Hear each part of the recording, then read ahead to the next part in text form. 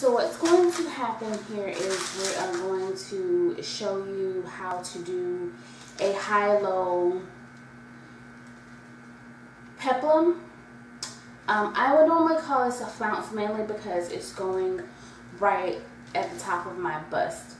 So I'm going to call this a peplum or a flounce. But basically it all ends up being a circle with the hole cut in the middle. What you're going to do is you're going to take, this is a roll of tracing paper that I have gotten from my local craft store.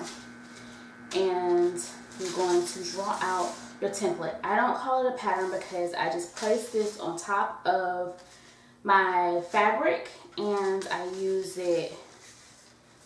It's going to be a circle cut out and I'm going to place it on my fabric and then I'm going to kind of draw the design onto the fabric. So first, you need to know how much paper cut. So I'm going to take my hand again, tape measure here, and I'm going to measure.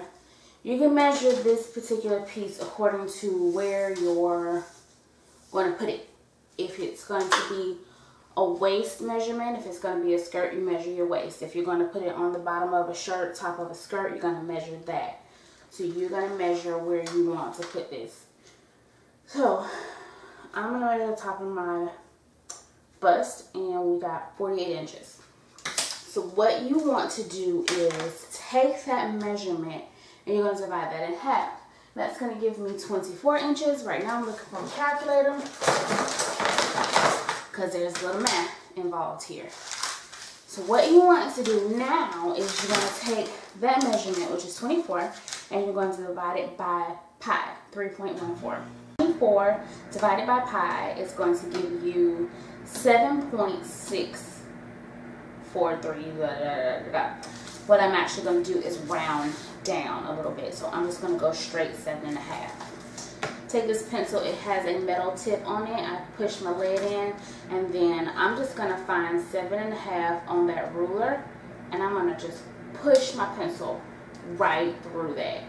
So that's going to give me 7.5.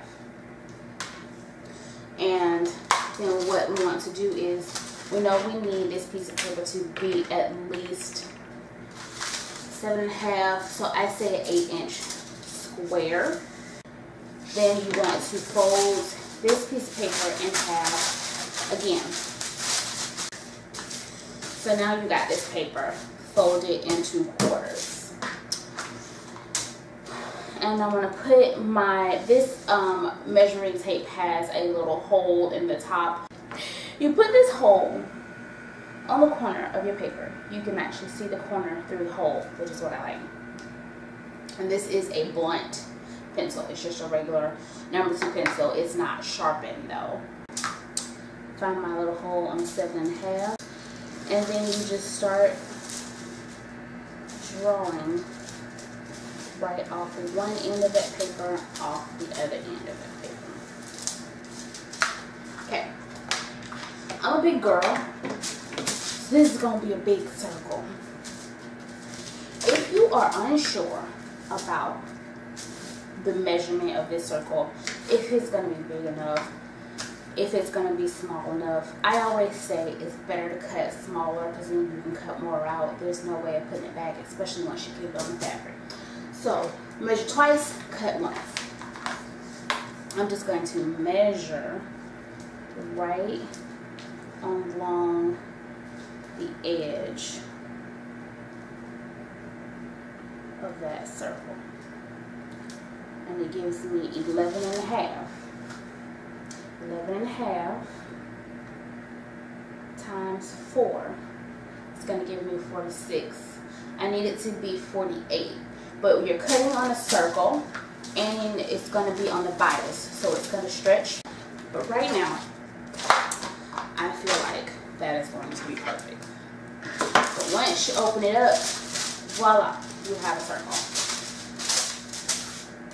This is going to be the inside of your circle, but you want to keep it folded in half because you're now going to cut this piece onto your fabric. You're going to take your template and you're going to put it on the fabric a couple inches down from the top of your fabric. The reason why is because you're going to be going around this circle and you want enough room over here to get around the circle. If you don't know how much room you're going to need around the circle and you want to figure that out, you need to measure. So I'm going to go from the edge of that fabric down to my circle, and it is 18 inches, which is beyond perfect because I have an 18-inch ruler. So what I'm going to do is I'm going to go down 18 inches from the edge of this fabric. You want to make sure that the edge of this fabric is also lined up. So I'm going to go down to where I know I can get a good 18 inches out without, because one side is actually shorter than the other. Then I'm going to place my circle at that point, my 18-inch point. I don't use pins. I'm going to weigh that baby down with some river rocks. So now I'm going to take my chalk and then I'm going to, all the way around this circle, I'm going to measure out 18 inches.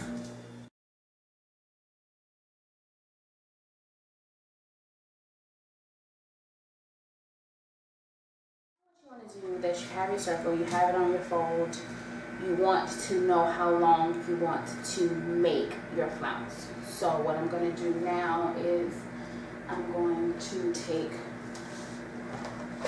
my tape measure and I'm going to see kind of just where I want that to hang. We'll go with 9. Go down from the edge of your fabric 9 inches. Okay, so we're going to be 9 inches from here to here, but we're going to be 27 inches in the back.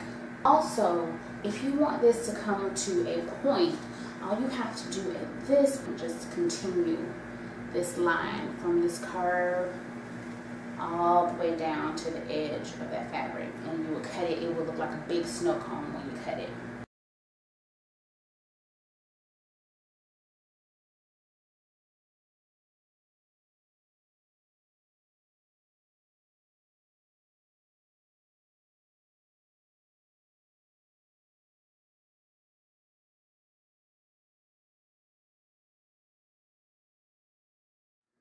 Your pattern piece looks like a big old circle, a half circle anyway, with a little hole cut right through the top.